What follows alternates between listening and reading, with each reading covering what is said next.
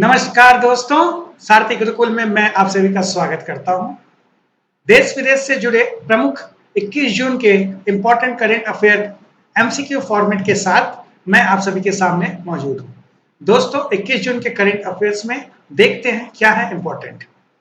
संत कबीर जयंती, NATO शिखर सम्मेलन, किसानों से संबंधित फ्रूट सॉफ्टवेयर, विश्व का सर्वश्रेष्ठ हवाई अड्डा, नेशनल योगा ओलंपियाड 2022, भारतीय संविधान अनकही कहानी नामक पुस्तक, विश्व शरणार्थी दिवस, कोलंबिया के नए राष्ट्रपति, फुजियान विमान वाहक पोत और राष्ट्रमंडल खेल 2022। इन प्रमुख मुद्दों को हम आज एमसीक्यू फॉर्मेट में डिस्कस करेंगे।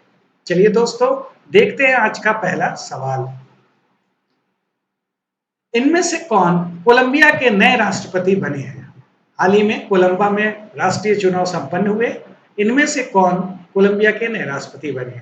Jair Bolsonaro, Cyril Ramaphosa, Gustavo Petro या रोडाल्फो फर्नांडिस। इन चार में से कौन कोलंबिया के नए राष्ट्रपति बने? देखते हैं सही जवाब, गुस्तावो पेट्रो। कोलंबिया के नए राष्ट्रपति नियुक्त हुए हैं गुस्तावो पेट्रो। रोडाल्फो फर्नांडिस के खिलाफ जीत हासिल करके इन्होंने कोलंबिया के नए राष्ट्रपति का चुनाव जीता है।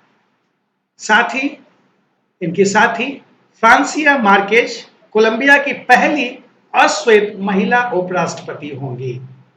बताते चले, जायर बोल्सोनारो ब्राजील के राष्ट्रपति हैं और सिरिल रामाफोसा दक्षिण अफ्रीका के राष्ट्रपति हैं।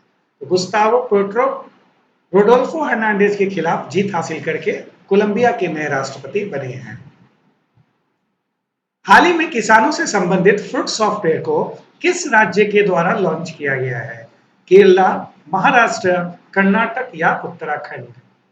किसानों से संबंधित फ्रूट सॉफ्टवेयर को किस राज्य के द्वारा लॉन्च किया गया है? केरला, महाराष्ट्र, कर्नाटक या उत्तराखंड? फ्रूट सॉफ्टवेयर यानी farmer registration and unified beneficiary information system, यह सॉफ्टवेयर किस राज्य के द्वारा लॉन्च किया गया है? देखते हैं जवाब दोस्तों। इसका सही जवाब है कर्नाटक। दोस्तों, हाल ही में कर्नाटक सरकार ने केंद्र सरकार की योजनाओं के लिए आधार आधारित एकल खिड़की पंजीकरण सिंगल विंडो रजिस्ट्रेशन सिस्टम के लिए किसान पंजीकरण और एकीकृत लाभार्थी सूचना प्रणाली यानी फ्रूट सॉफ्टवेयर लॉन्च किया। इसके माध्यम से एक डिजिटल पहचान के माध्यम से पीएम किसान के तहत सारे लाभ हस्तांतरण, फसलों का न्यूनतम समर्थन मूल्य का भुगतान, जाति प्रमाण या राशन कार्ड जैसे कई योजनाओं का लाभ उठाया जा सकता है।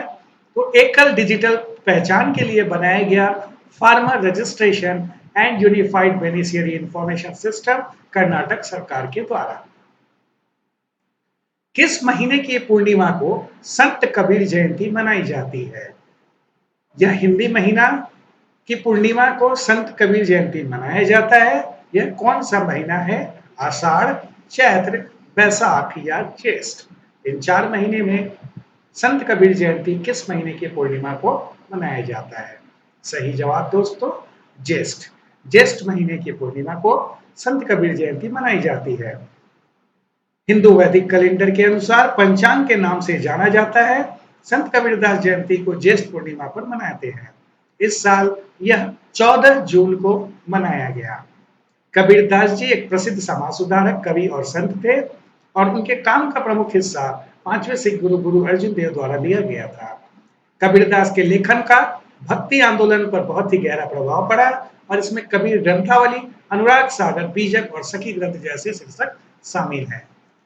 अगला सवाल, फुजियान नाम की विमान वाहक पोत को किस देश के द्वारा लॉन्च किया गया?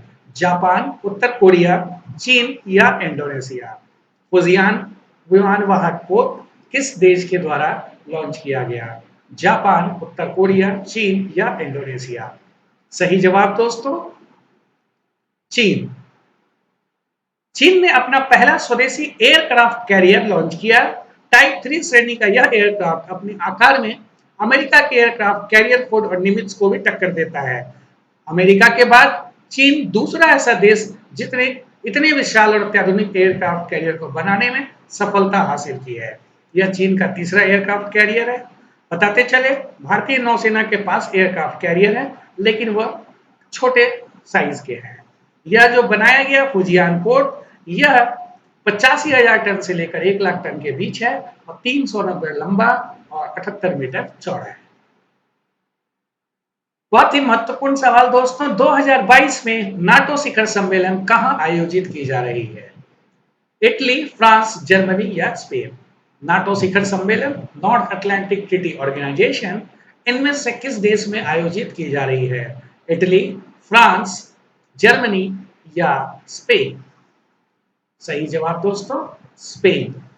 दोस्तों, नाटो की स्थापना 4 अप्रैल 1949 को संयुक्त राज्य अमेरिका, कनाडा और पश्चिम यूरोपीय देशों द्वारा सोवियत संघ के विरुद्ध सामूहिक सुरक्षा सुनिश्चित करने के उद्देश्य से एक सैन्य संगठन के रूप में बनाया गया था, जिसे वाशिंगटन संधि दी जाती है। हाल फिलहाल के दिनों में रूस और यूक्रेन युद्ध जो चल रही है, कहीं ना कहीं वहां पर नाटो की चर्चा रही है और कहीं ना कहीं नाटो भी एक बहुत बड़ा कारण रहा, जो रूस के राष्ट्रपति व्लादिमीर पुतिन के द्वारा बार बार कहा जाता रहा। इसका मुख्यालय ब्रुसेल्स, बेल्जियम में है। इस संगठन में 30 मार्च 2021 तक कुल 30 सदस्य देश शामिल हैं। बताते चले, भारत इसका सदस्य नहीं है। उत्तरी मैसेडोनिया वर्ष 2020 में इस संगठन में शामिल होने वाला सबसे नवीनतम सदस्य है। और इस बार प्रमुख बात, जापान के प्रधानमंत्री फूमियो किशिदा और दक्षिण कोरिया के नए राष्ट्रपति यूंग कू योल भी भाग लेने वाले हैं। ये दोनों ही नेता अपने देश के पहले नेता होंगे। तो नाटो शिखर सम्मेलन स्पेन के मैड्रिड शहर में आयोजित की जा रही है। भारतीय संविधान अनकही कहानी पुस्तक के लेखक कौन है? गीतांजलि श्री, शशि थरूर, राम बहादुर राय या अमिताभ घोष? भारतीय संविधान अनकही कहानी हाल ही में लॉन्च हुआ है, विमोचन किया गया है। इसकी पुस्तक के लेखक कौन है? गीतांजलि श्री, शशि थरूर, राम बहादुर राय या अमिताभ घोष? सही जवाब है दोस्तों, राम बहादुर राय। 18 जून 2022 को प्रधानमंत्री मोदी जी के द्वारा राम बहादुर राय की पुस्तक का विमोचन किया गया, जिस पुस्तक का नाम है भारतीय संविधान अनकही कहानी। नेशनल योगा ओलंपियाड 2022 का आयोजन कब किया गया? 5 जून से 10 जून 2022, 25 मई से 30 मई 2022, 18 जून से 20 जून 2022 या 1 जून से 7 जून 2022? अंतर्राष्ट्रीय योग दिवस 21 जून को मनाया जाता है। योगा फॉर ह्यूमैनिटी जो इस वर्ष का थीम भी है। आपको बताना है नेशनल योगा ओलंपियाड कब आयोजन किया गया? वर्ष 2022 में। सही जवाब है दोस्तों, 18 जून से 20 जून 2022।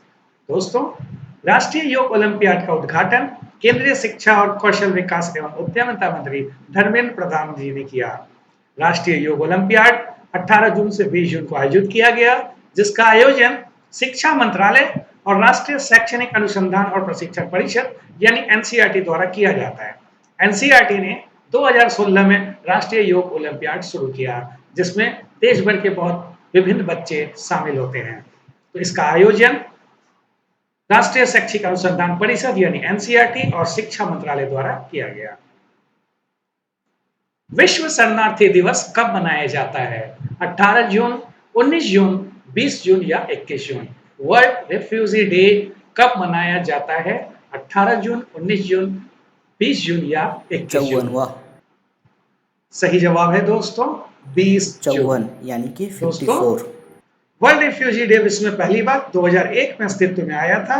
इस दिन 1951 के यूएन रिफ्यूजी समझौते की 50वीं एनिवर्सरी के रूप में इसे मनाया गया था। इससे पहले इस दिन को अफ्रीका रिफ्यूजी के नाम से जाना जाता था। वर्ष 2000 में यूनाइटेड नेशंस ने ऑफिशियली आधिकारिक तौर से वर्ल्ड रिफ्यूजी डे के रूप में मान्यता दी। तो विश्व शरणार्थी दिवस 20 जून को मनाया जाता है। इस बार विश्व शरणार्थी दिवस का theme whoever, whatever and whenever everyone has the right to seek safety रखा गया है, जिसका अर्थ है सभी शरणार्थियों को सम्मान, गरिमा के साथ स्वागत होना चाहिए, चाहे वह किसी भी देश, जाति या धर्म के हों। श्री कालिका माता मंदिर कौन से राज्य में स्थित है? गुजरात, कर्नाटक, मध्य प्रदेश या राजस्थान? श्री कालिका मंदिर कौन से राज्य में स्थित है? गुजरात, कर्नाटक, मध्य प्रदेश या राजस्थान? सही जवाब है दोस्तों गुजरात। अभी भारत के प्रधानमंत्री ने हाल ही में गुजरात के पंचमहल जिले में पावागढ़ पहाड़ी के ऊपर पुनर्विकसित कालिका माता मंदिर का उद्घाटन किया। यह 11वीं शताब्दी के आसपास का है और मंदिर महान पवित्र शक्तिपीठों में से एक का स्थल है और यह मंदिर चंपानेर पावागढ़ पुरातत्व पार्क का हिस्सा रहा है जो यूनेस्को की विश्व धरोहर स्थल है, यानी यूनेस्को का वर्ल्ड हेरिटेज साइट है। हाल ही में किस अंतरराष्ट्रीय हवाई अड्डे को दूसरे वर्ष विश्व का सर्वश्रेष्ठ हवाई अड्डा घोषित किया गया? इंग्लैंड, ऑस्ट्रेलिया, संयुक्त अरब अमीरात या फिर कतर? हाल ही में किस अंतरराष्ट्रीय हवाई अड्डे को लगातार दूसरे वर्ष विश्व का सर्वश्रेष्ठ हवाई अड्डा घोषित किया गया? इंग्लैंड, ऑस्ट्रेलिया, संयुक्त अरब अमीरात या फिर कतर? सही जवाब है दोस्तों कतर। कतर के हमाद अंतरराष्ट्रीय हवाई अड्डे को लगातार दूसरे वर्ष विश्व का सर्वश्रेष्ठ हवाई अड्डा घोषित किया गया। बताते चले यह घोषणा फ्रांस के पेरिस में पैसेंजर ट्रेल एक्सपो में आयोजित sky tracks 2022 world airport awards में हुई। भारत के केम्पेगौड़ा अंतरराष्ट्रीय हवाई अड्डे बेंगलोर को बेहतरीन क्षेत्रीय हवाई अड्डे का इनाम दिया गया। दोस्तों कतर इस साल होने वाले फीफा को भी आयोजित करने जा रहा है। इस साल फीफा का वर्ल्ड कप भी कतर में होने जा रहा है जिसमें कुल 32 टीमें शामिल होने वाली हैं। 2022 के राष्ट्रमंडल खेलों का आयोजन कहाँ किया जाएगा? इंग्लैंड, ऑस्ट्रेलिया, भारत या चीन?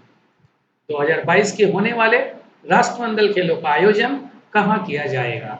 इंग्लैंड, ऑस्ट्रेलिया, भारत या चीन? इंग्लैंड के बर्मिंघम शहर में। दोस्तों राष्ट्रमंडल खेलों का आयोजन पहली बार 1930 में हैमिल्टन शहर कनाडा में किया गया था। इसका आयोजन हर 4 साल में एक बार होता है। 2022 राष्ट्रमंडल खेलों को आधिकारिक तौर पर 22वें राष्ट्रमंडल खेल रूप में जाना जाता है और इसे बर्मिंघम 2022 के रूप में भी जाना जा रहा है। भारतीय एथलीट महासंघ ने हाल ही में 37 सदस्यीय भारतीय टीमों के नामों की घोषणा की है जिसका नेतृत्व ओलंपिक चैंपियन भाला फेंकने वाले नीरज चोपड़ा जी करेंगे। इसमें 37 सदस्यीय भारतीय टीम शामिल हो रही है जिसमें से 18 महिलाएं हैं। आशा करता हूं दोस्तों ये काफी इंपॉर्टेंट न्यूज आपके एग्जाम्स में काम आएंगे। कोई भी डाउट कंफ्यूजन हो साथी गुरु आपके साथ हमेशा ही है। वीडियो को लाइक और सब्सक्राइब जरूर करें। Thank you, all the best.